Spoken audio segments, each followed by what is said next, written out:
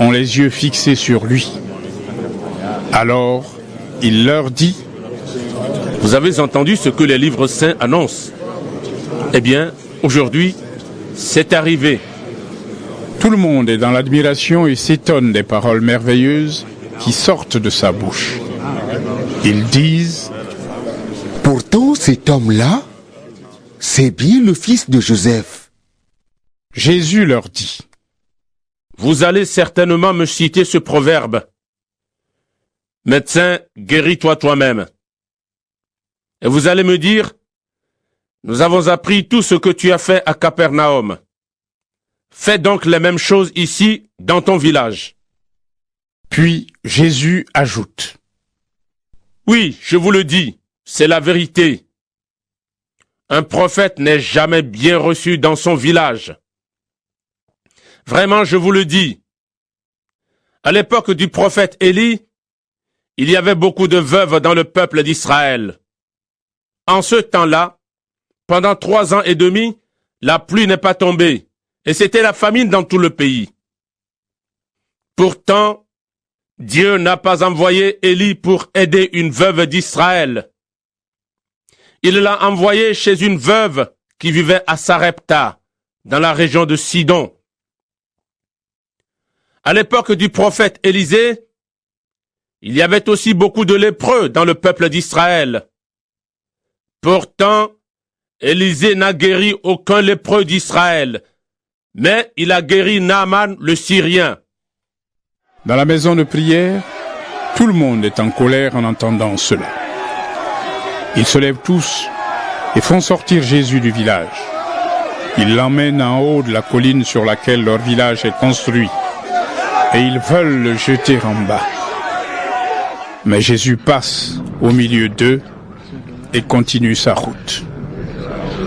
Jésus va à Capernaum, ville de Galilée, et le jour du sabbat, il enseigne les gens. Ils sont très étonnés par sa façon d'enseigner. En effet, Jésus parle avec l'autorité que Dieu lui donne. Dans la maison de prière, il y a un homme qui a un esprit mauvais en lui. Il crie très fort : Hé, Jésus de Nazareth, qu'est-ce que tu nous veux? Est-ce que tu es venu pour notre malheur? Je sais bien qui tu es le Saint que Dieu a envoyé. Jésus le menace et lui dit : Tais-toi et sors de cet homme. L'esprit mauvais jette l'homme par terre devant tout le monde, et il sort de l'homme sans lui faire de mal. Tous sont très étonnés. Ils se demandent entre eux : La parole de cet homme, qu'est-ce que c'est? Il commande aux esprits mauvais avec assurance et avec force, et ils sortent. Alors on parle de Jésus dans toute la région. Jésus quitte la maison de prière et il entre chez Simon. La belle-mère de Simon souffre d'une forte fièvre. Et on demande à Jésus de faire quelque chose pour elle. Il se penche sur elle, menace la fièvre, et la fièvre la quitte. Aussitôt, la belle-mère de Simon se lève, et elle se met à les servir. Au coucher du soleil, tous ceux qui ont des malades de toutes sortes les conduisent à Jésus. Il pose la main sur la tête de chacun et il les guérit. Des esprits mauvais sortent de beaucoup de malades en criant : Tu es le Fils de Dieu. Mais Jésus les menace et il ne les laisse pas parler parce qu'ils savent que Jésus est le Messie. Quand il fait jour, Jésus sort de la ville et il va dans un endroit désert. Une foule de gens se met à le chercher. Ils rejoignent Jésus et veulent le retenir pour qu'il ne les quitte pas. Mais Jésus leur dit : Je dois aussi apporter la bonne nouvelle du royaume de Dieu aux autres villes. Oui, c'est pour cela que Dieu m'a envoyé. Et il annonce la bonne nouvelle dans les maisons de prière de Jude. Chapitre 5. Un jour, Jésus est au bord du lac de Génézareth. Une foule nombreuse est tout près de lui pour écouter la parole de Dieu. Jésus voit 2 barques au bord du lac. Les pêcheurs en sont descendus et ils lavent leurs filets. Jésus monte dans l'une des barques, celle de Simon. Il demande à celui-ci: Éloigne-toi un peu du bord. Jésus s'assoit dans la barque et il se met à enseigner les foules. Quand il a fini de parler, il dit à Simon: Avance là-bas où l'eau est profonde et jetez vos filets pour attraper du poisson. Simon lui répond: Maître, nous avons travaillé toute la nuit sans rien prendre. Mais tu nous dis de jeter les filets, je vais le faire. Ils jettent les filets et ils prennent un très grand nombre de poissons. Leurs filets commencent à se déchirer. Pour demander de l'aide, ils font signe à ceux qui les accompagnent dans l'autre barque. Ceux-ci arrivent. Ils remplissent les 2 barques de poissons et les barques pleines s'enfoncent dans l'eau. En voyant cela, Simon-Pierre tombe à genoux devant Jésus et il dit: Seigneur, éloigne-toi de moi. Oui, je suis un homme pécheur. En effet, Simon et tous ceux qui sont avec lui sont effrayés, parce qu'ils ont pris beaucoup de poissons. Jacques et Jean, les fils de Zébédée, qui accompagnent Simon, sont effrayés aussi. Mais Jésus dit à Simon: N'aie pas peur. À partir de maintenant, ce sont des gens que tu prendras. Alors, ils ramènent les barques à terre. Ils laissent tout et suivent Jésus. Un jour, Jésus se trouve dans une ville. Un homme couvert de lèpre arrive. En voyant Jésus, l'homme se jette devant lui, le front sur le sol, et il lui fait cette prière: Seigneur, si tu le veux, tu peux me guérir. Jésus tend la main. Il touche le lépreux en disant: Je le veux. Sois guéri. Et aussitôt la lèpre le quitte. Jésus donne cet ordre à l'homme: Ne dis rien à personne, mais va te montrer au prêtre. Tu offriras le sacrifice que Moïse a commandé. Ainsi, tous auront la preuve que tu es guéri. Les gens parlent de plus en plus de Jésus. Des foules nombreuses se rassemblent pour l'écouter et pour se faire guérir de leur maladie. Mais Jésus part seul, dans des endroits isolés, et il prie. Un jour, Jésus est en train d'enseigner. Des pharisiens et des maîtres de la loi sont assis à côté de lui. Ils sont venus de tous les villages de Galilée et de Judée et de la ville de Jérusalem. La puissance du Seigneur Dieu est avec Jésus pour qu'il guérisse des malades. Des hommes arrivent. Ils portent sur une natte quelqu'un qui est paralysé. Les hommes cherchent à faire entrer le malade dans la maison et à le placer devant Jésus. Mais ils n'arrivent pas à le faire entrer à cause de la foule. Alors ils montent sur le toit. Ils font une ouverture à travers les tuiles et ils descendent le malade sur sa natte au milieu de tous, devant Jésus. Quand Jésus voit leur foi, il dit au malade: Tes péchés te sont pardonnés. Les maîtres de la loi et les pharisiens se mettent à penser: Qui est cet homme? Il insulte Dieu. Personne ne peut pardonner les péchés. Dieu seul peut le faire. Mais Jésus connaît leurs pensées et il leur dit: Pourquoi avez-vous ces pensées-là? Qu'est-ce qui est plus facile? Dire tes péchés te sont pardonnés ou dire lève-toi et marche? Eh bien, vous devez savoir ceci. Le Fils de l'homme a le pouvoir de pardonner les péchés sur la terre.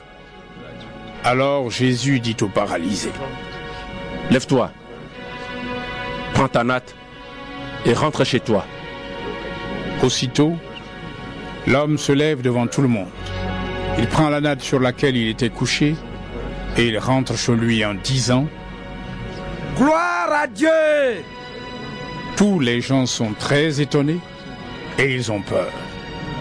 Ils disent aussi: Gloire à Dieu! Aujourd'hui, nous avons vu des choses extraordinaires. Après cela, Jésus sort et il voit un employé des impôts. Cet homme s'appelle Lévi. Il est assis à son bureau. Jésus lui dit, « Suis-moi. » L'homme se lève, il laisse tout et suit Jésus. Ensuite, Lévi offre à Jésus un grand repas dans sa maison. Il y a beaucoup de gens qui mangent avec eux, des employés des impôts et aussi d'autres personnes. Les pharisiens et leurs amis, des maîtres de la loi, ne sont pas contents du tout. Ils disent aux disciples de Jésus, « Vous mangez et vous buvez avec les employés des impôts et avec les pécheurs. Pourquoi donc ?» Jésus leur répond, « Les gens en bonne santé n'ont pas besoin de médecins. Ce sont les malades qui en ont besoin. Je ne suis pas venu appeler ceux qui se croient justes. Je suis venu appeler ceux qui se reconnaissent pécheurs pour qu'ils changent leur vie. » Les pharisiens disent à Jésus, « Les disciples de Jean-Baptiste jeûnent souvent et ils font des prières. Nos disciples font la même chose. Mais tes disciples à toi mangent et boivent. » Jésus leur répond, « Le jour du mariage, est-ce que vous pouvez obliger les invités à jeûner quand le marié est avec eux? Mais le moment va venir où on leur enlèvera le marié. Alors, ces jours-là, ils jeûneront. » Jésus prend aussi pour eux cette comparaison. Personne n'arrache un morceau à un vêtement neuf pour le coudre sur un vieux vêtement. Sinon, on déchire le vêtement neuf et le morceau neuf ne va pas avec le vieux vêtement. Personne ne met du vin nouveau dans de vieilles outres. Sinon, le vin nouveau fait éclater les outres, il coule par terre et les outres sont abîmées. Mais il faut mettre le vin nouveau dans des outres neuves. Personne ne veut boire du vin nouveau quand il a bu du vin vieux. En effet, on dit, le vieux est meilleur. Luc, chapitre 6. Un jour de sabbat, Jésus traverse des champs. Ses disciples arrachent des épis, ils les frottent dans leurs mains et ils mangent les grains. Quelques pharisiens disent, « Pourquoi est-ce que vous faites cela? Le jour du sabbat, c'est interdit !» Jésus leur répond, « Vous n'avez donc pas lu ce que David a fait? Un jour, il avait faim. Et ceux qui étaient avec lui avaient faim aussi. Il est entré dans la maison de Dieu et il a pris les pains qui étaient offerts à Dieu. Il en a mangé et il en a donné à ceux qui l'accompagnaient. Pourtant, seuls les prêtres avaient le droit d'en manger. » Jésus dit encore aux pharisiens, « Le Fils de l'homme est maître du sabbat. » Un autre jour de sabbat, Jésus entre dans la maison de prière et il enseigne. Là, il y a un homme qui a la main droite paralysée. Les maîtres de la loi et les pharisiens regardent Jésus avec attention. Est-ce qu'il va guérir quelqu'un un jour de sabbat? En effet, ils cherchent une raison de l'accuser. Mais Jésus connaît leurs pensées. Il dit à l'homme qui a la main paralysée, « Lève-toi, viens ici, devant tout le monde. » L'homme se lève et il s'avance. Jésus dit aux maîtres de la loi et aux pharisiens, « Je vous demande une chose. Le jour du sabbat, qu'est-ce qu'il est permis de faire? Du bien ou du mal? Sauver la vie de quelqu'un ou la détruire? » Jésus les regarde tous. Ensuite, il dit à l'homme, « Tends ta main. » L'homme le fait et sa main est guérie. Mais les maîtres de la loi et les pharisiens sont très en colère. Ils se demandent entre eux, « Qu'est-ce que nous pouvons faire contre Jésus ?» Un jour, Jésus va dans la montagne pour prier et il passe toute la nuit à prier Dieu. Quand il fait jour, il appelle ses disciples. Parmi eux, il en choisit 12 et il leur donne le nom d'apôtres. Les voici: Simon, à qui Jésus donne le nom de Pierre. André, le frère de Simon. Jacques, Jean, Philippe, Barthélemy, Matthieu, Thomas, Jacques le fils d'Alphée, Simon qu'on appelle le nationaliste, Jude le fils de Jacques, et Judas Iscariote, celui qui va livrer Jésus. Jésus descend de la montagne avec les apôtres et il s'arrête dans un endroit plat. Là, il y a un grand nombre de ses disciples. Il y a aussi une grande foule de gens de toute la Judée, de Jérusalem et des environs de Tyr et Sidon, ville de la côte. Les gens sont venus pour écouter Jésus et pour se faire guérir de leur maladie. Jésus guérit aussi ceux que des esprits mauvais font souffrir. Toute la foule cherche à le toucher parce qu'une force sort de lui et il les guérit tous. Alors, Jésus regarde ses disciples et il dit: Vous êtes heureux, vous les pauvres, parce que le royaume de Dieu est à vous. Vous êtes heureux, vous qui avez faim maintenant, parce que vous serez bien nourris. Vous êtes heureux, vous qui pleurez maintenant, parce que vous rirez. Vous êtes heureux quand les gens vous détestent, quand ils vous rejettent, quand ils vous insultent, quand ils disent du mal de vous à cause du Fils de l'homme. À ce moment-là, réjouissez-vous et dansez de joie. Oui, Dieu vous prépare une grande récompense. En effet, leurs ancêtres ont agi de cette façon avec les prophètes. Mais quel malheur pour vous les riches, parce que vous avez déjà votre bonheur.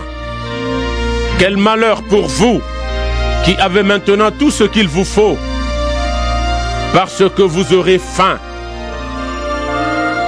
Quel malheur pour vous qui riez maintenant, parce que vous serez dans le deuil et vous pleurerez. Quel malheur pour vous quand tous les gens disent du bien de vous.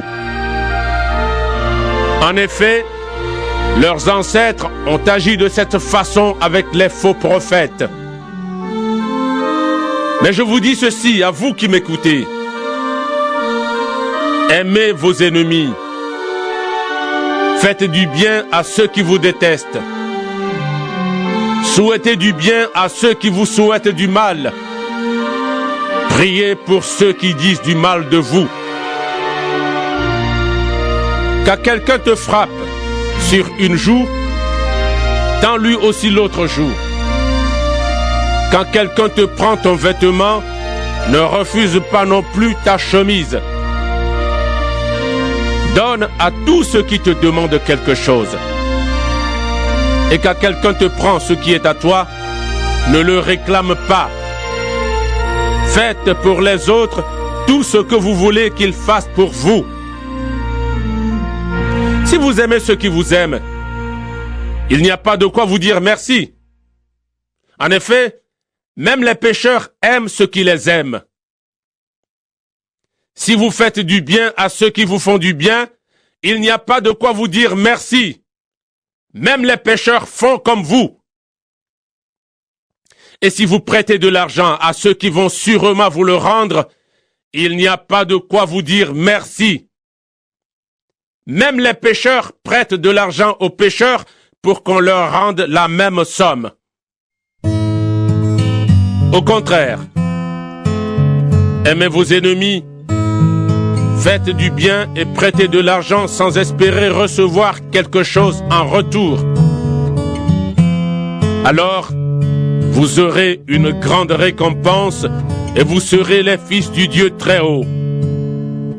Il est bon, lui, pour ceux qui ne lui disent pas merci et pour les méchants.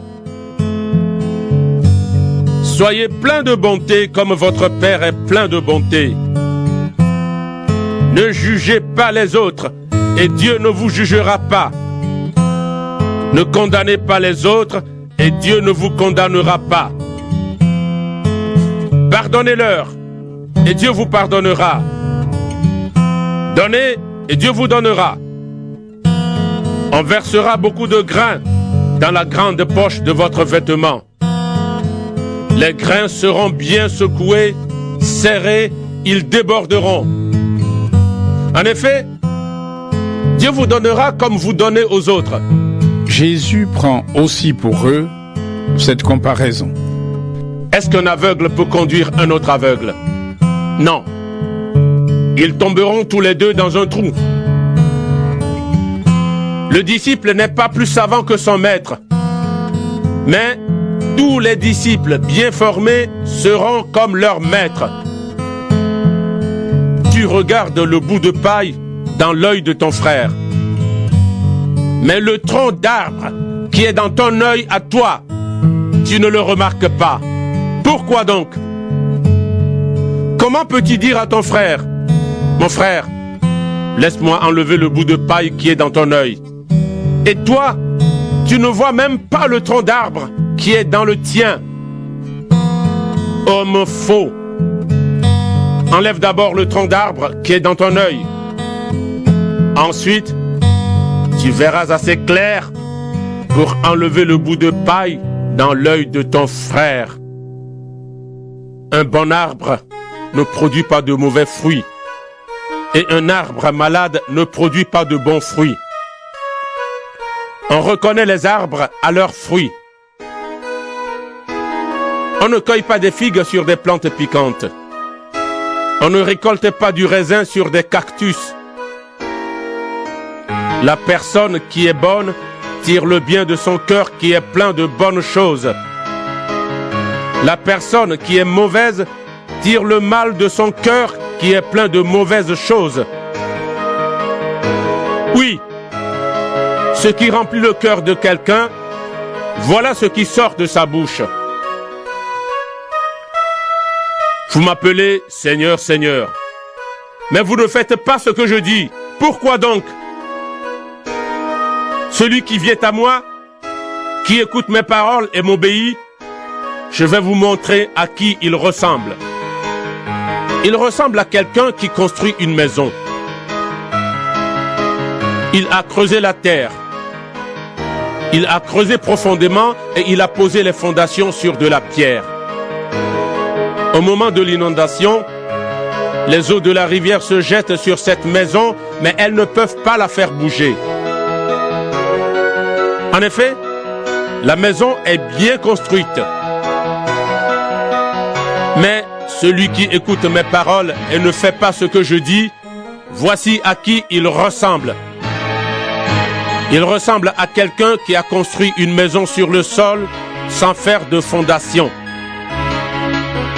Quand les eaux de la rivière se jettent sur elle, la maison tombe tout de suite, elle est complètement détruite. Chapitre 7. Quand Jésus a fini de dire tout cela aux gens, il entre dans la ville de Capernaum. Là, il y a un officier de l'armée romaine. Cet officier a un serviteur très malade qui est mourant, et il l'aime beaucoup. Quand l'officier entend parler de Jésus, il envoie quelques anciens des Juifs pour lui demander « Viens sauver mon serviteur ». Les anciens arrivent près de Jésus et ils le supplient en disant « Cet homme mérite que tu fasses cela pour lui. En effet, il aime notre peuple et c'est lui qui a fait construire notre maison de prière. » Alors Jésus va avec les anciens. Il est presque arrivé à la maison. À ce moment-là, l'officier envoie des amis pour lui dire « Seigneur, ne te dérange pas. Je ne suis pas digne que tu entres chez moi. Voilà aussi pourquoi je n'ai pas osé venir moi-même vers toi. Mais dis seulement un mot et mon serviteur sera guéri. Moi, j'obéis à un chef et je commande à des soldats. Je dis à l'un, va, et il va. Je dis à un autre, viens, et il vient. Je dis à mon serviteur, fais ceci, et il le fait. Quand Jésus entend cela, il admire l'officier. Il se retourne et dit à la foule qui le suit. Je vous le dis, même dans le peuple d'Israël, je n'ai jamais trouvé une foi aussi grande. Les amis que l'officier romain a envoyés retournent chez lui et ils trouvent le serviteur en bonne santé.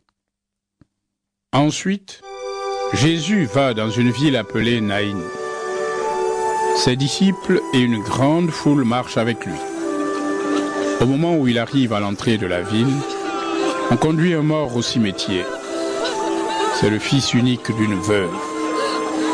Beaucoup de gens de la ville accompagnent cette femme.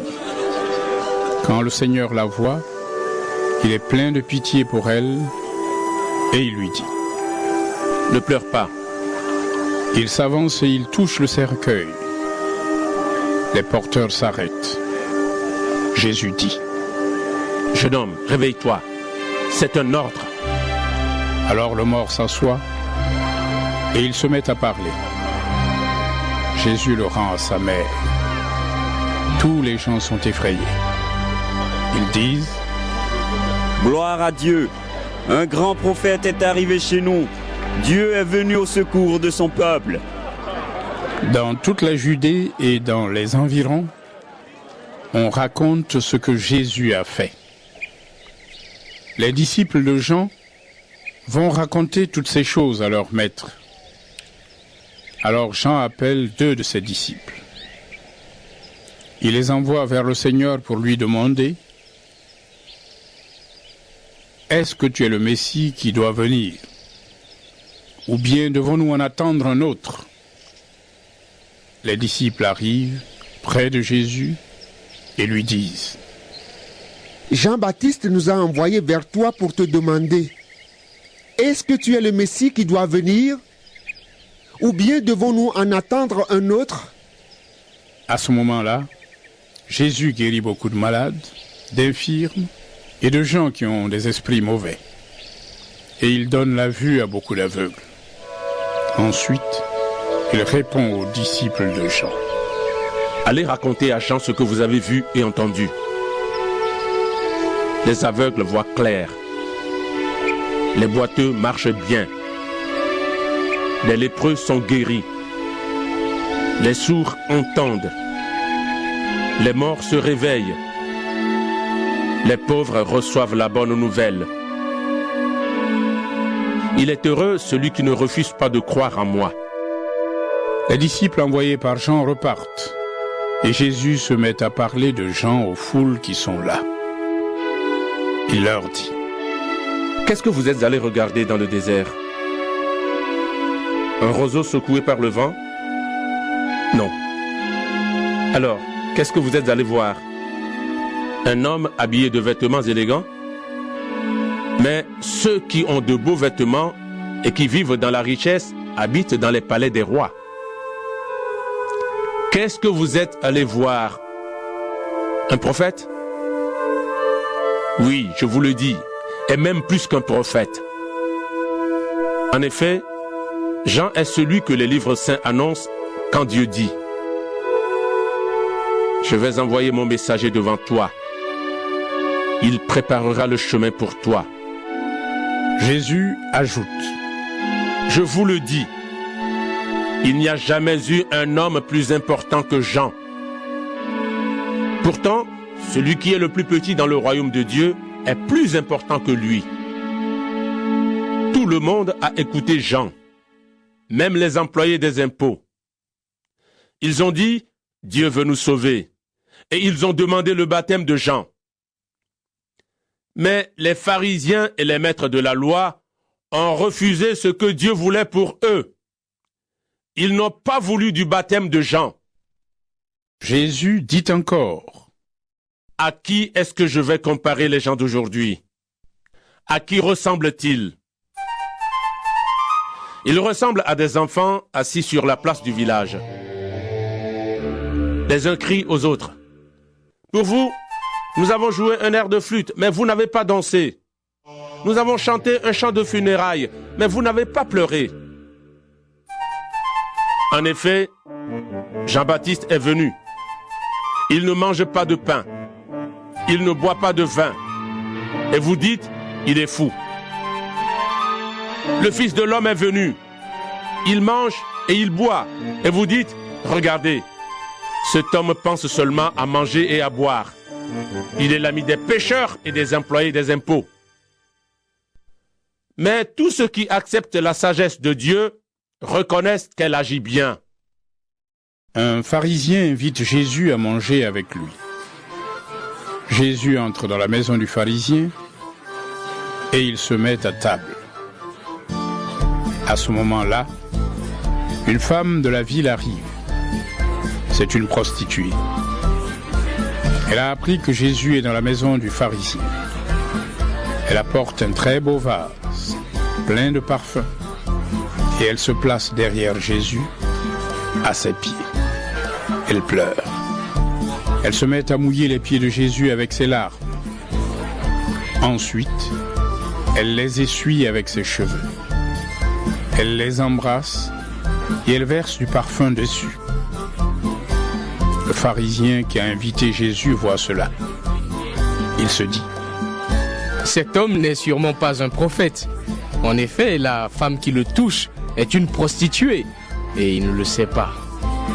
Alors Jésus dit au pharisien: Simon, j'ai quelque chose à te dire. Le pharisien répond: Parle, maître. Jésus dit: Quelqu'un a prêté de l'argent à 2 hommes. L'un des 2 lui doit 500 pièces d'argent et l'autre 50. Mais ils ne peuvent pas rembourser. Alors celui qui a prêté l'argent supprime leur dette à tous les 2.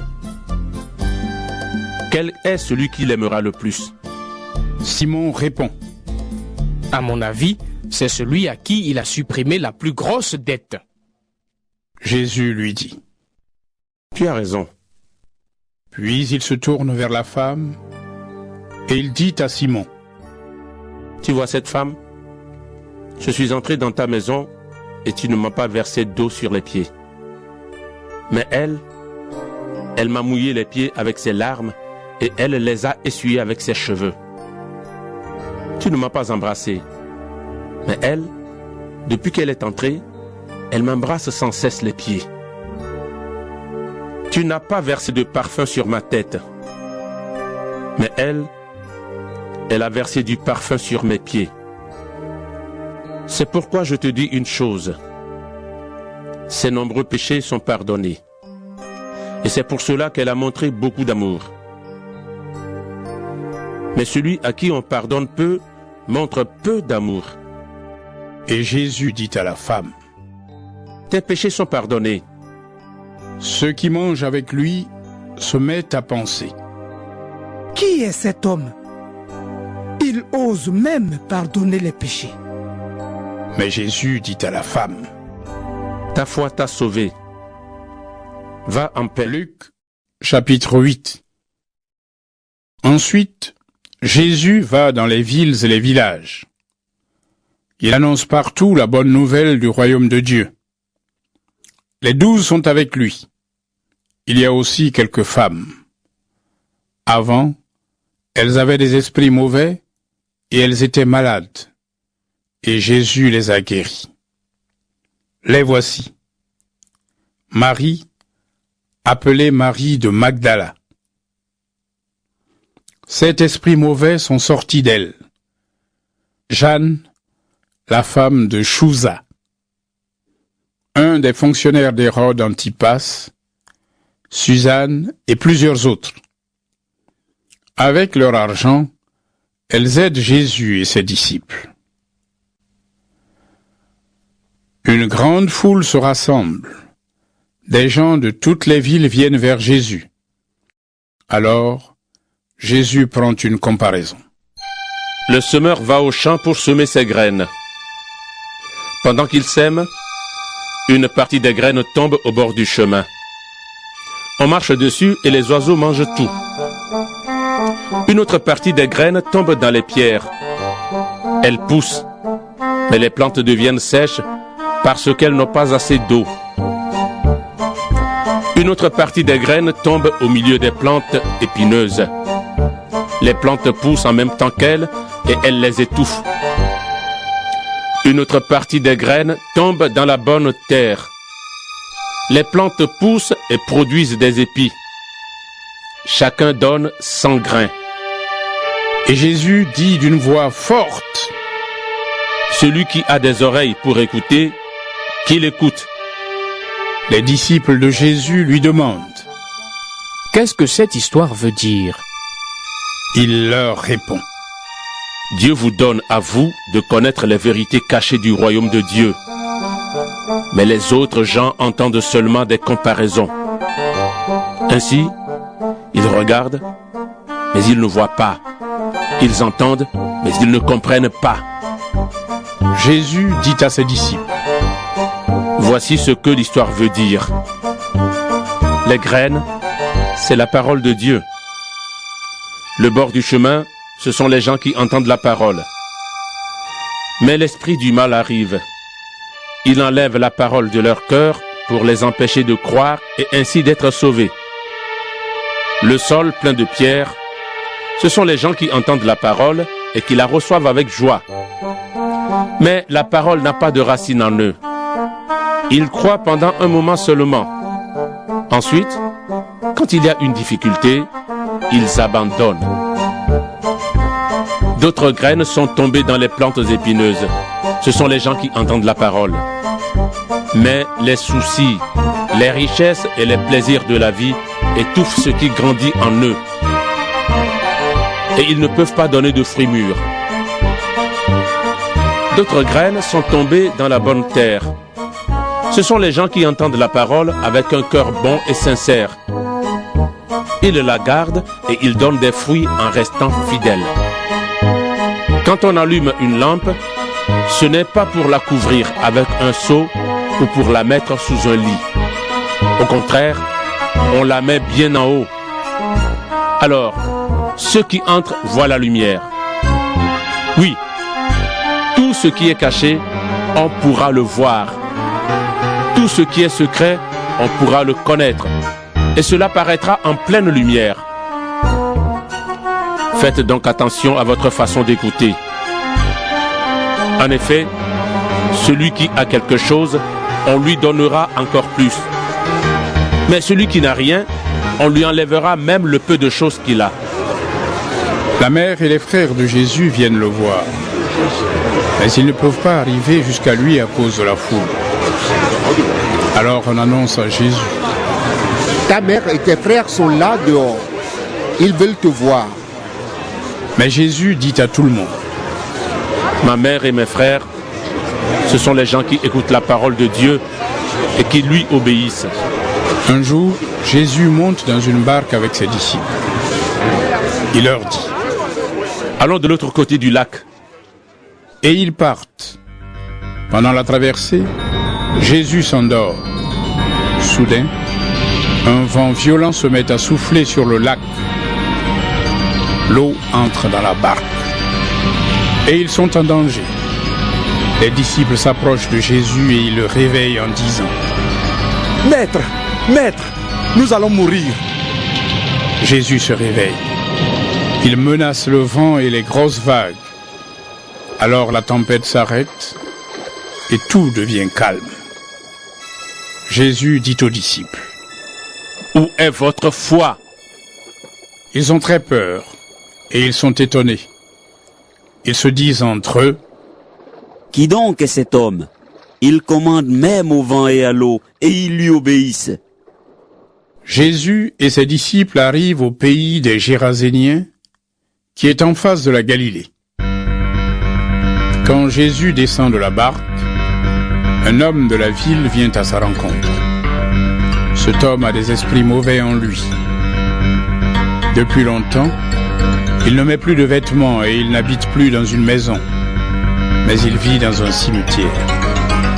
Souvent, l'esprit mauvais le saisit et on attache les mains et les pieds de l'homme avec des chaînes pour le garder. Mais l'homme casse les chaînes et l'esprit mauvais l'emmène dans des endroits déserts. Quand l'homme voit Jésus, Il tombe à ses pieds en poussant des cris et il dit d'une voix forte: Jésus, fils du Dieu très haut, qu'est-ce que tu me veux? Je t'en prie, ne me fais pas de mal. En effet, Jésus commandait à l'esprit mauvais de sortir de lui. Jésus demande à l'homme: Quel est ton nom? Il répond: Je m'appelle Armée. Il dit cela parce que beaucoup d'esprits mauvais étaient entrés en lui. Les esprits supplient Jésus en disant: Ne nous envoie pas dans la prison des esprits mauvais. Il y a là un grand troupeau de cochons qui cherchent leur nourriture dans la montagne. Les esprits mauvais supplient Jésus en disant: Permets-nous d'entrer dans ces cochons. Jésus leur donne la permission. Alors les esprits mauvais sortent de l'homme et ils entrent dans les cochons. Tout le troupeau se précipite du haut de la pente dans le lac et il se noie. Quand les gardiens du troupeau voient ce qui s'est passé, ils partent en courant. Ils vont raconter la nouvelle dans la ville et dans les villages. Les gens viennent voir ce qui s'est passé. Ils arrivent près de Jésus et trouvent l'homme que les esprits mauvais ont quitté. Il est assis aux pieds de Jésus. Maintenant, il porte des vêtements et il est normal. Alors les gens ont peur. Ceux qui ont tout vu racontent aux autres comment l'homme aux esprits mauvais a été guéri. Dans le pays des Géraséniens, tout le monde dit à Jésus: Va-t'en loin de nous. En effet, ils ont très peur. Jésus monte dans la barque pour repartir.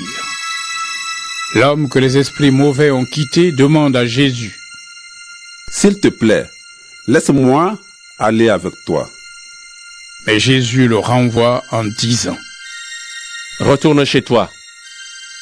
Raconte tout ce que Dieu a fait pour toi. L'homme s'en va et dans toute la ville, il annonce tout ce que Jésus a fait pour lui. Tout le monde attendait Jésus de l'autre côté du lac. Quand il revient, la foule l'accueille. À ce moment-là, un homme arrive. Il s'appelle Jaïr. C'est le chef d'une maison de prière. Il se jette aux pieds de Jésus et lui demande de venir dans sa maison. En effet, sa fille unique, qui a 12 ans, est mourante. Sur la route, Jésus est presque étouffé par la foule. Il y a là une femme qui est malade. Depuis 12 ans, elle perd du sang. Elle a dépensé tout son argent chez les médecins, mais personne n'a pu la guérir. Elle arrive derrière Jésus et elle touche le bord de son vêtement. Aussitôt, son sang s'arrête de couler. Jésus demande: Qui m'a touché? Tous répondent: Ce n'est pas nous. Pierre dit à Jésus: Maître, ce sont les gens autour de toi qui te serrent. Mais Jésus dit: Quelqu'un m'a touché. Oui, j'ai senti qu'une force était sortie de moi. La femme voit qu'elle ne peut pas rester cachée. Alors, en tremblant, elle vient se jeter aux pieds de Jésus. Devant tout le monde, elle raconte pourquoi elle a touché Jésus et comment elle a été guérie tout de suite. Jésus lui dit: Ta foi t'a sauvé. Va en paix. Pendant que Jésus dit cela, quelqu'un arrive de chez Jaïr, le chef de la maison de prière. Il lui dit: Ta fille est morte, ne dérange plus le maître. Jésus l'entend et il dit à Jaïr: N'aie pas peur. Crois seulement et ta fille sera sauvée. Jésus arrive à la maison. Avec lui, il laisse entrer seulement Pierre, Jean et Jacques, avec le père et la mère de la petite fille. Tous les gens pleurent et ils sont dans le deuil à cause d'elle. Jésus leur dit: Ne pleurez pas. Elle n'est pas morte. Elle dort. Les gens se moquent de lui. En effet, ils savent qu'elle est morte. Mais Jésus prend la main de la petite fille et il l'appelle en disant : « Mon enfant, réveille-toi. » Elle revient à la vie et elle se lève tout de suite. Jésus commande de lui donner à manger. Ses parents sont vraiment très étonnés, mais Jésus leur donne cet ordre. Ne dites à personne ce qui s'est passé. Chapitre 9. Jésus réunit les 12. Il leur donne la force et le pouvoir de chasser tous les esprits mauvais et de guérir les maladies. Ensuite, il les envoie annoncer le royaume des dieux et guérir les malades. Il leur dit : Pour la route, n'emportez rien avec vous. Pas de bâton, pas de sac, pas de nourriture, pas d'argent. Prenez un seul vêtement chacun. Quand on vous reçoit dans une maison, restez-y. C'est de là que vous repartirez. Quand les gens ne vous accueillent pas, quittez leur ville en secouant la poussière de vos pieds. De cette façon, vous leur montrerez qu'ils ont mal agi. Les disciples partent et ils vont de village en village. Partout, ils annoncent la bonne nouvelle et ils guérissent les malades. Hérode, le gouverneur, entend parler de tout ce qui se passe. Il ne sait pas ce qu'il faut penser. En effet, les uns disent de Jésus : C'est Jean qui s'est réveillé de la mort. D'autres disent : C'est Élie qui apparaît. D'autres encore disent : Un des prophètes d'autrefois s'est relevé de la mort. Mais Hérode dit : Jean, je lui ai fait couper la tête moi-même. Qui donc est cet homme? J'entends dire tant de choses à son sujet. Et Hérode cherche à voir Jésus. Les apôtres reviennent et ils racontent à Jésus tout ce qu'ils ont fait. Jésus les amène loin des gens, vers une ville appelée Bethsaïda. Mais les foules apprennent cela et elles le suivent. Jésus les accueille, il leur parle du royaume des dieux et il guérit ceux qui en ont besoin. C'est bientôt la fin du jour. Les 12 s'approchent de Jésus et ils lui disent : Renvoie les gens dans les villages et les maisons des environs. Là, ils trouveront un lieu pour loger et quelque chose à manger. En effet, ici, nous sommes dans un endroit désert. Mais Jésus leur répond : Donnez-leur vous-même à manger. Les disciples disent : Nous avons seulement 5 pains et 2 poissons. Est-ce que nous devons aller acheter à manger pour tout ce monde? Il y a environ 5000 hommes. Jésus dit à ses disciples : Faites asseoir les gens par groupe de 50 à peu près. Ils obéissent et font asseoir tout le monde. Jésus prend les 5 pains et les 2 poissons. Il lève les yeux vers le ciel. Il dit une prière de bénédiction sur les pains et sur les poissons. Il les partage et les donne aux disciples. Alors, les disciples les distribuent à la foule. Tous mangent autant qu'ils veulent et on emporte dans 12 paniers les morceaux qui restent. Un jour, Jésus prie dans un endroit isolé et ses disciples sont avec lui. Jésus leur demande : Pour les foules, qui suis-je? Les disciples répondent : Les uns disent que tu es Jean-Baptiste, d'autres disent que tu es Élie, d'autres encore disent que tu es un des prophètes d'autrefois qui s'est relevé de la mort. Jésus leur dit : Mais vous, qu'est-ce que vous dites?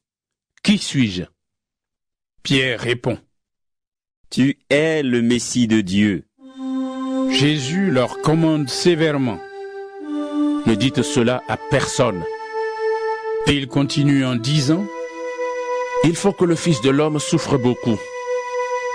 Les anciens les chefs des prêtres et les maîtres de la loi ne voudront pas de lui. Ils le feront mourir. Et le troisième jour, il se réveillera de la mort. Jésus dit à tous, « Si quelqu'un veut venir avec moi, il ne doit plus penser à lui-même. Chaque jour, il doit porter sa croix et me suivre. En effet, celui qui veut sauver sa vie la perdra. Mais celui qui perd sa vie à cause de moi la sauvera. Si une personne gagne toutes les richesses du monde, mais si elle perd sa vie ou si elle se détruit elle-même, à quoi cela lui sert-il? Si quelqu'un a honte de moi et de mes paroles, moi, le Fils de l'homme, j'aurai honte de lui quand je viendrai dans ma gloire et dans la gloire du Père et des anges saints. Oui, je vous le dis, c'est la vérité. Quelques-uns ici ne mourront pas avant de voir le royaume de Dieu. » Environ 8 jours après avoir dit ces paroles, Jésus emmène avec lui Pierre, Jean et Jacques. Et il monte sur la montagne pour prier. Pendant que Jésus prie, son visage change et son vêtement devient blanc comme la lumière de l'éclair. Soudain, il y a 2 hommes qui parlent avec lui. C'est Moïse et Élie. On les voit entourés de la gloire de Dieu. Ils parlent avec Jésus de sa mort prochaine à Jérusalem. Pierre et ceux qui sont avec lui dorment très profondément. Quand il se réveille, il voit la gloire de Jésus et les 2 hommes qui sont avec lui. Au moment où Moïse et Élie vont quitter Jésus, Pierre lui dit, « Maître, c'est une bonne chose pour nous d'être ici. Nous allons faire 3 abris, un pour toi, un pour Moïse et un pour Élie. » Mais Pierre ne sait pas ce qu'il dit. Pendant qu'il parle, un nuage arrive et il les couvre de son ombre. Au moment où ils entrent dans le nuage, les disciples ont peur. Une voix vient du nuage et elle dit, « Celui-ci est mon fils, c'est lui que j'ai choisi. Écoutez-le. » Quand la voix parle, Jésus se retrouve seul. Les disciples gardent le silence. Et ces jours-là, ils n'ont raconté à personne ce qu'ils ont vu. Le jour suivant, Jésus et les 3 disciples descendent de la montagne. Une grande foule vient à la rencontre de Jésus. Dans la foule, un homme crie, « Maître, s'il te plaît, occupe-toi de mon fils. C'est mon seul enfant. Souvent, un esprit le saisit et tout à coup, il le fait crier. Il le secoue très fort et de la salive sort de la bouche de l'enfant. L'esprit lui fait beaucoup de mal et il le quitte difficilement. J'ai demandé à tes disciples de chasser cet esprit, mais ils n'ont pas été capables de le faire. » Jésus dit, « Vous, les gens d'aujourd'hui, vous n'avez pas la foi et vous faites le mal. Je vais rester avec vous et vous supporter combien de temps encore ?» Ensuite, Jésus dit à l'homme, « Amène ton fils ici. » Pendant que l'enfant arrive, l'esprit mauvais le jette par terre et le secoue très fort. Mais Jésus menace l'esprit mauvais. Il guérit l'enfant et le rend à son père. Tous les gens sont très étonnés. Ils disent, « Vraiment, Dieu est grand. » Tous admirent tout ce que Jésus fait. Alors, il dit à ses disciples, « Ouvrez vos oreilles pour retenir ce que je vais vous dire. Le Fils de l'homme va être livré aux mains des hommes. » Mais les disciples ne comprennent pas cette parole. Elle n'est pas claire pour eux. Alors, ils ne voient pas ce qu'elle veut dire. Et ils n'osent pas demander à Jésus, « Qu'est-ce que tu as voulu dire ?» Les disciples discutent entre eux. Il se demande: Parmi nous, qui est le plus important? Jésus sait qu'ils discutent de cela. Alors il prend un enfant, il le met à côté de lui, et il dit à ses disciples: Si quelqu'un reçoit cet enfant à cause de moi, c'est moi qui le reçois. Et la personne qui me reçoit aussi celui qui m'a envoyé. Oui, celui qui est le moins important parmi vous tous, voilà le plus important. Alors Jean dit à Jésus: Maître, nous avons vu quelqu'un qui chasse les esprits mauvais en ton nom. Nous avons voulu l'empêcher de faire cela parce qu'il ne fait pas partie de notre groupe. Jésus répond à Jean: Ne l'empêchez pas. En effet, celui qui n'est pas contre vous est pour vous. Le moment approche où Jésus doit quitter ce monde. Alors il décide avec assurance de prendre la route de Jérusalem. Il envoie les messagers devant lui. Les messagers partent et ils entrent dans un village de Samarie pour préparer la venue de Jésus. Mais les habitants ne veulent pas le recevoir parce qu'il marche vers Jérusalem.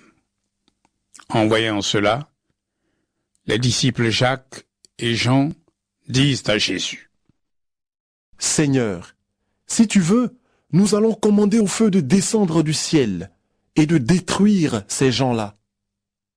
Mais Jésus se retourne vers eux. Il leur fait des reproches et ils partent vers un autre village. Ils sont en route et quelqu'un vient dire à Jésus: Je te suivrai partout où tu iras.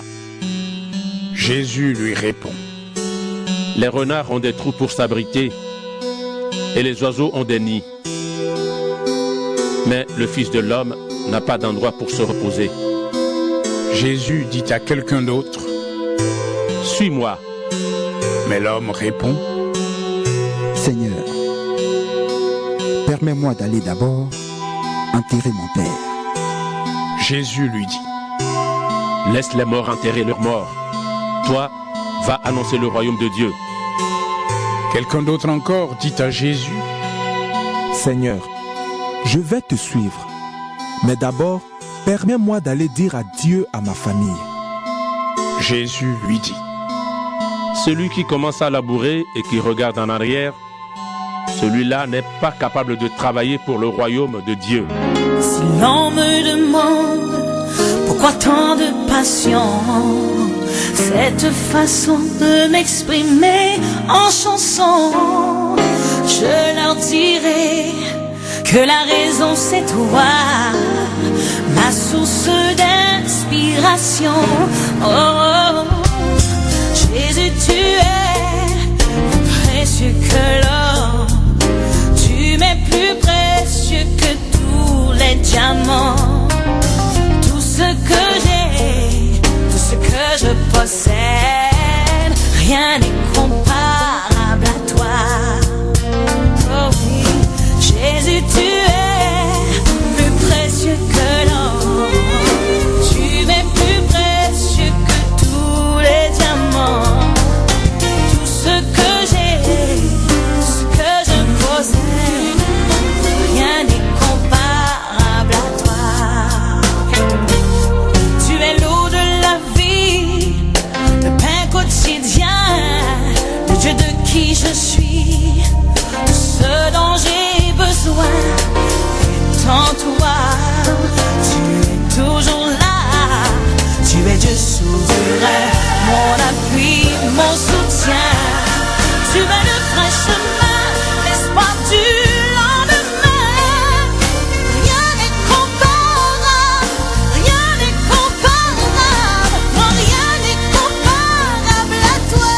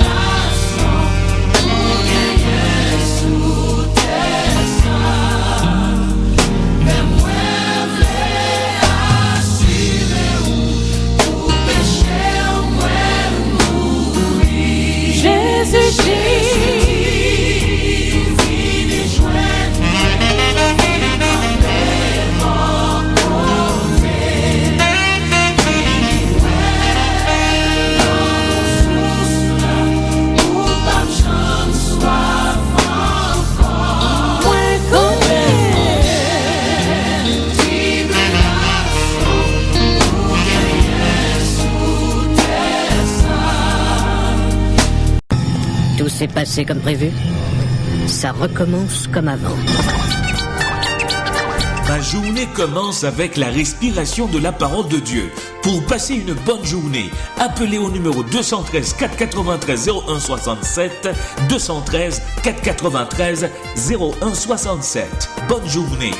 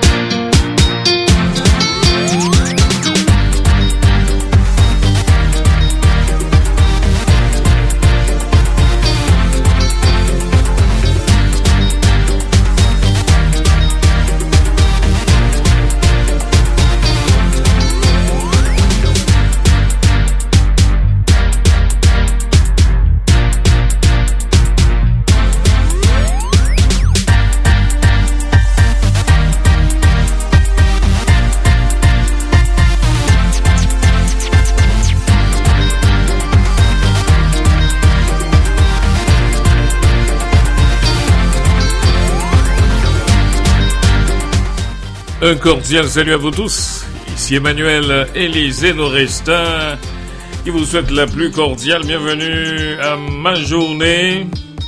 C'est la dernière édition pour ce soir, mesdames, mesdemoiselles et messieurs, pour cette journée. Et maintenant, pour commencer l'émission, je vous invite à partager le link www.respirationfm.com à vos amis qui sont sur le web. Et je vais commencer l'émission avec une note que j'apprécie éperdument. Et cette note porte la signature de Maximum Mélodie à Metenda, une note de louange.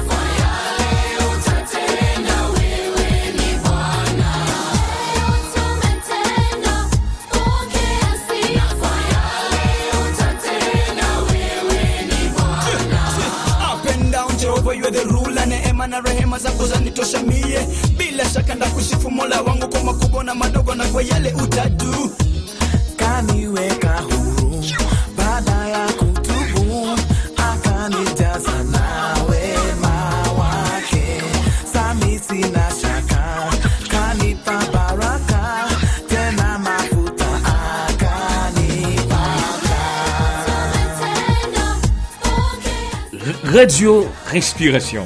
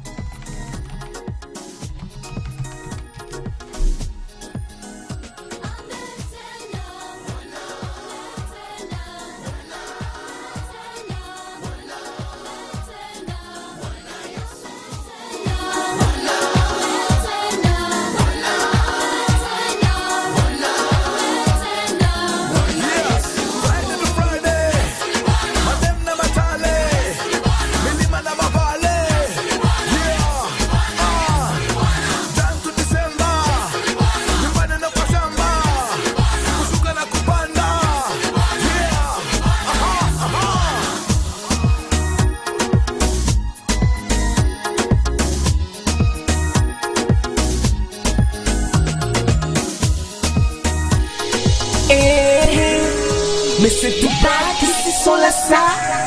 Mr. Station qui sont sur le ça. Mr. Westdown qui take the mic again. Oh, bien loué Jésus, merci copain. Praise the name of Jesus. C'est Caribbean. Et nous faisons là, Une autre note sur nos ondes avec Roadstar, Hands Up for Jesus.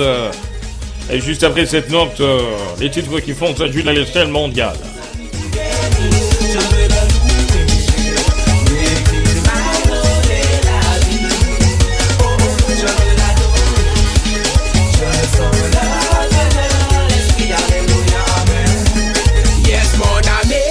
Jésus-Christ, il est celui qui va te bénir. Yes, mon ami, viens à Jésus-Christ, tu es un arbre, il va te faire fleurir. Man, dès aujourd'hui, viens à Jésus-Christ, celui qui bénit, mon ami, je te le dis, viens à lui, viens à lui. Il est celui qui va te bénir, tous les jours il va te guérir. Oh, lève les mains, my friend, check the mic again.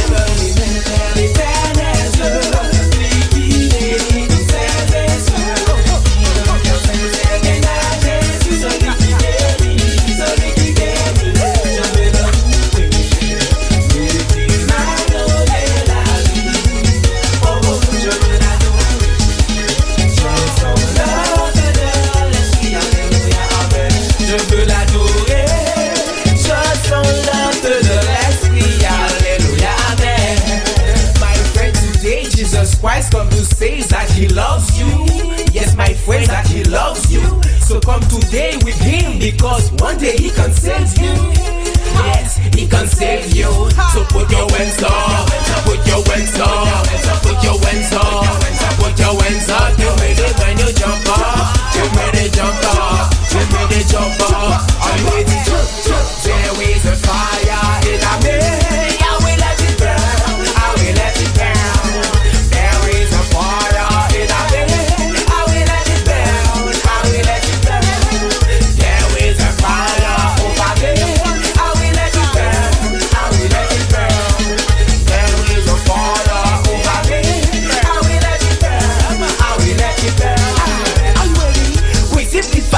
On the left.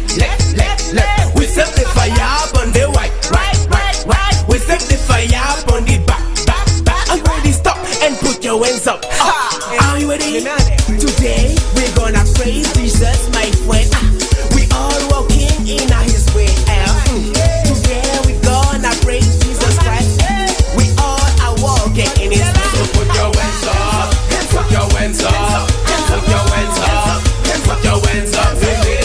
Jump up, get ready, jump up, get ready, jump up. I'm ready, jump. Never,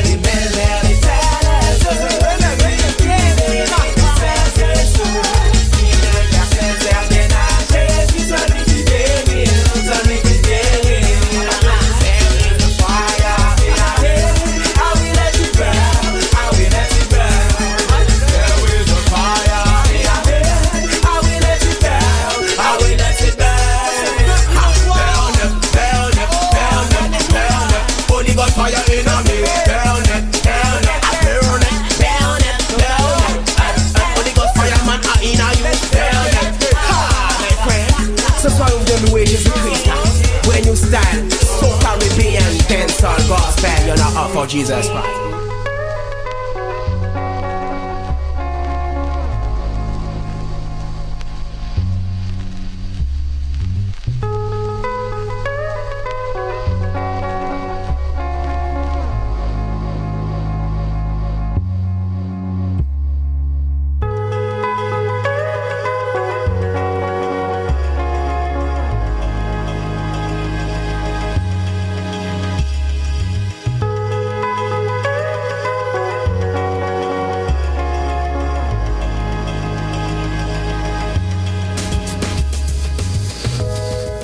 L'actualité mondiale sur les ondes de la radio Respiration FM. Kaboul n'aime pas que les États-Unis parlent aux talibans. En Haïti, Inch dispose d'un complexe administratif et socio-culturel. En Haïti, les autorités haïtiennes maintiennent la mesure d'interdiction en ce qui a trait à la grippe aviaire.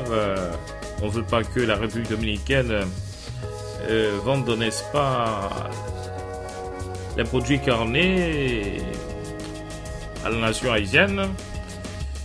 Et autre information au Brésil, eh bien, violent heurt à Fortaleza en marge de Brésil-Mexique.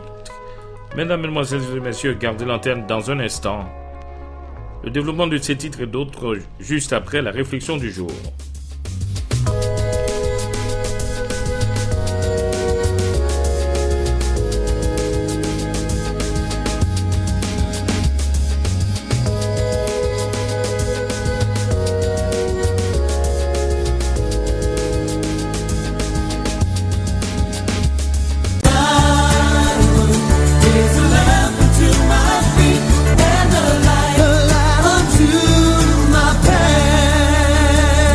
Voici sa parole pour aujourd'hui.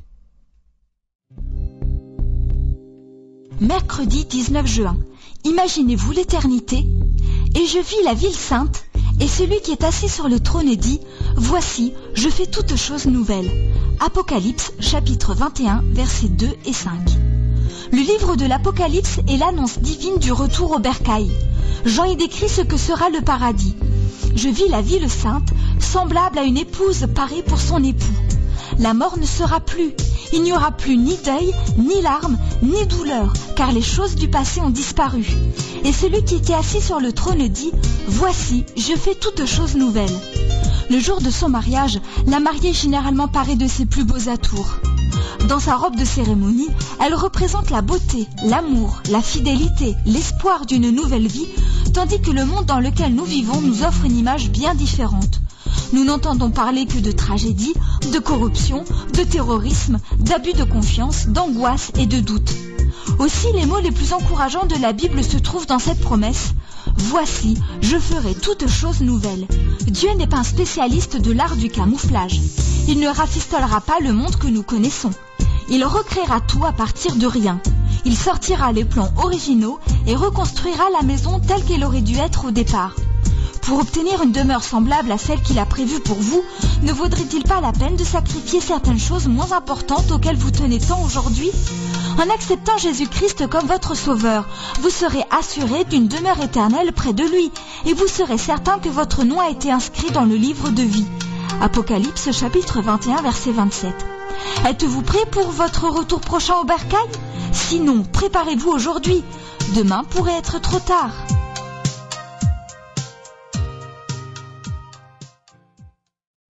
Ce texte est extrait d'une brochure trimestrielle disponible gratuitement en vous connectant au www.saparole.com ou en appelant au 05.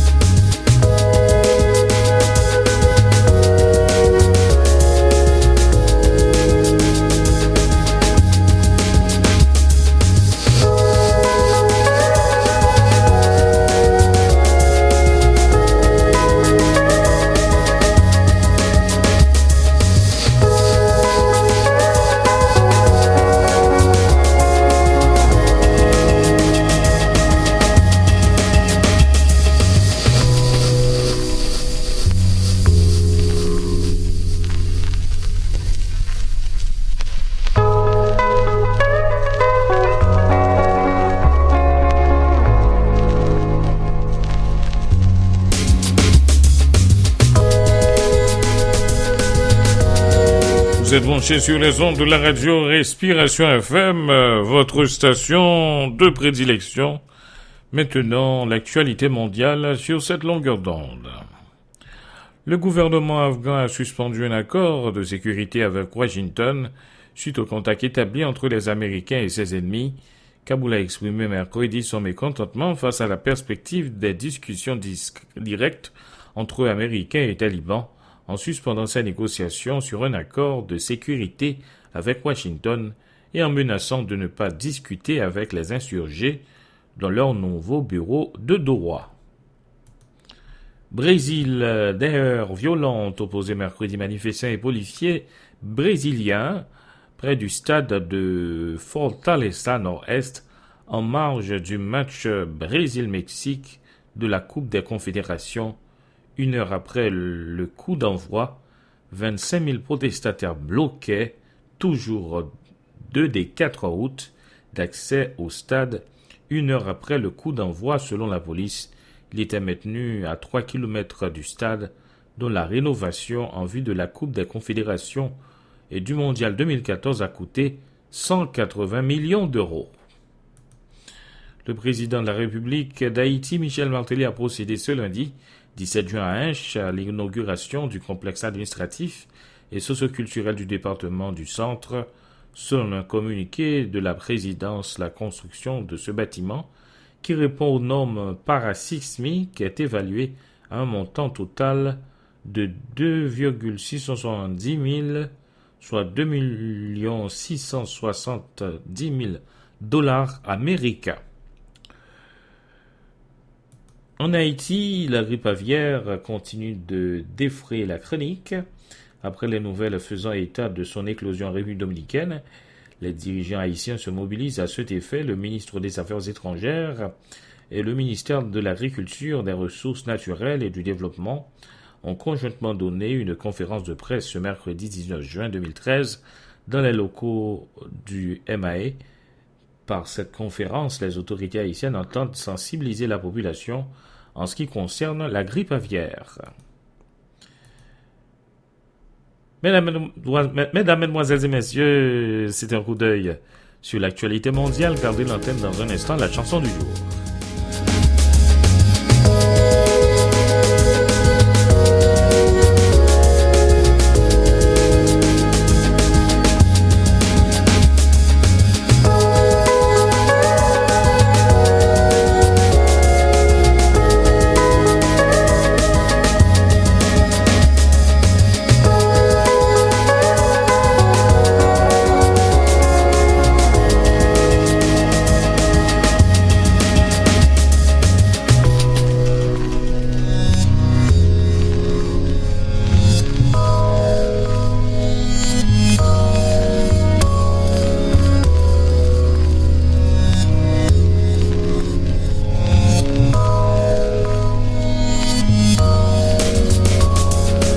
Votre corps avec une bouffée d'oxygène.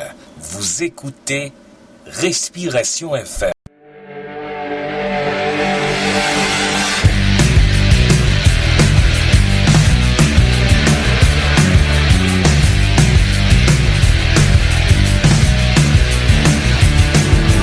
Détournant mon cœur de l'indifférence, je ne vois que peine autour de moi. Faire la différence dans ce monde égaré loin de toi. Qu'importe mes peurs, j'irai où tu m'envoies, je prierai pour toi, je marquerai ma génération, je me battrai pour l'opprimer, lèverai pour la j'annoncerai la libération.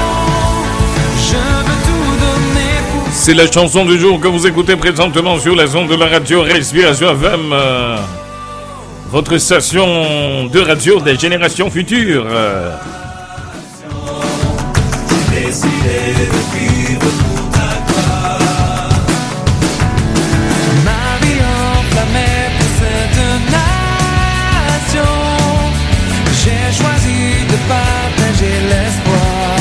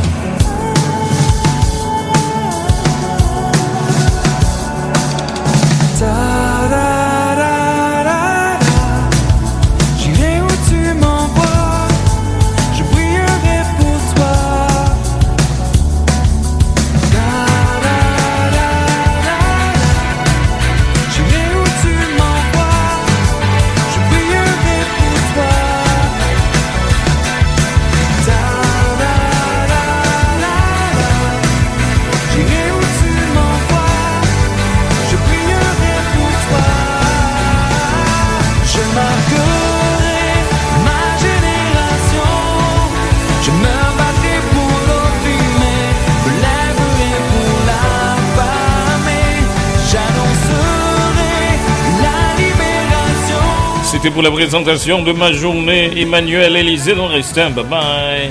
Dans un instant. Musique.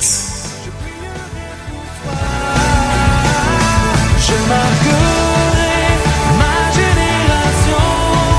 Je me battrai pour l'opprimer, me lèverai pour l'affamer. J'annoncerai la libération. Je veux tout donner pour toi. Je lèverai ma voix. Oh oh oh oh. Votre corps avec une bouffée d'oxygène. Vous écoutez